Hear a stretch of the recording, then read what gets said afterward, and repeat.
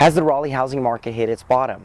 To address that issue, I want to ask 3 questions and respond with information primarily drawn from the Triangle Area Realty Report, prepared by local authority Stacy and Finson. Are houses prices still falling? Do we have a bubble that needed to be corrected, and have we had a full correction yet? Do current purchase prices need to continue to drop to be a good value? So question number 1, are house prices still falling? The 2 most widely used Raleigh house indexes report that values fell near 2% in 2010. So will that trend continue in 2011? Well, supply is the best forecaster for future prices. Supply is defined as the amount of homes for sale compared with the amount of those closing. So it asks, if there's no more homes that come on the market, how long would it take for all the homes to be purchased and cleared out? An undersupply is 3 months or less. So the lower the supply, the more prices rise. Fewer houses for sale suggests rising prices. And an oversupply is 10 months or higher. So the higher the supply, the more prices need to fall. Too many houses for sale suggests falling prices. Right now, Cary has an oversupply above 600,000 and a bad oversupply above 800,000. North Raleigh has an oversupply above 400,000 and a bad oversupply above 600,000. Wake Forest has an oversupply of 200,000 and a bad oversupply above 400,000. And Raleigh has an oversupply of over 150,000. The second question is, do we have a bubble that needed to be corrected, and have we had a full correction yet?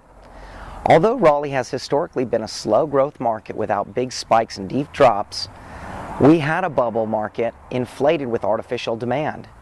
During 2003 to 2007, the numbers of sales inflated beyond our historic trend. Following the peak of 2007, as a correction, prices have fallen since 2008, and by now sales are almost 50% of 2007. Consequently, this slide caused depreciation for most of those who purchased since 2006, the underside of the bubble. But our bubble has deflated, and we sit close to our historic norms. Now, this is a big claim, so let me give a few reasons. First, too many homes were built in the bubble, and when demand cut back, many sat vacant. Builders slowed way down, and our new construction inventory cut in half since 2007. Using the number of permits pulled by builders each year to measure the amount of building, and Finson shows we are currently in an overcorrection from our 11-year trend levels. Now, without surprise, when our population increases, we're going to demand more homes. And don't forget, the Triangle is an important area for jobs. And according to the recent census, the Raleigh area grew 41% in this last decade. In response to the overcorrection, new construction has already started a rebound. Our market is starting to demand more houses. Last year, areas in hot demand nearly doubled, and areas in a bad flood of properties sitting stale were nearly cut in half. Now, technically, we could say that there are less areas of oversupply and more areas of undersupply among new construction.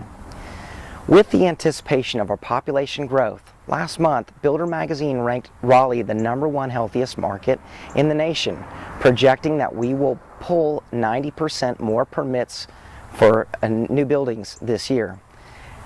All this points to an increase in demand for homes and a climb after the fall of a bubble. Now, second, during the bubble years, and Finson shows, people were purchasing above their wages. But now we've seen a correction so that current prices are in line with wages on the historic trend levels. Again, it's time to climb after the fall of the bubble. Third, finally, according to Lawrence Yun, the chief economist for the National Association of Realtors, during the bubble years, nearly 70% of the national population were homeowners. Currently, we're back down to 65% of the population are now homeowners, which is near the historic norm. So again, the bubble seems to have fallen back to historic averages. Now to our third question. Do current purchase prices need to continue to drop in order to offer good values? Lawrence Yun notes that nationally, affordability has not been higher in decades. That means that the average priced house costs much less based on current purchase prices and rates.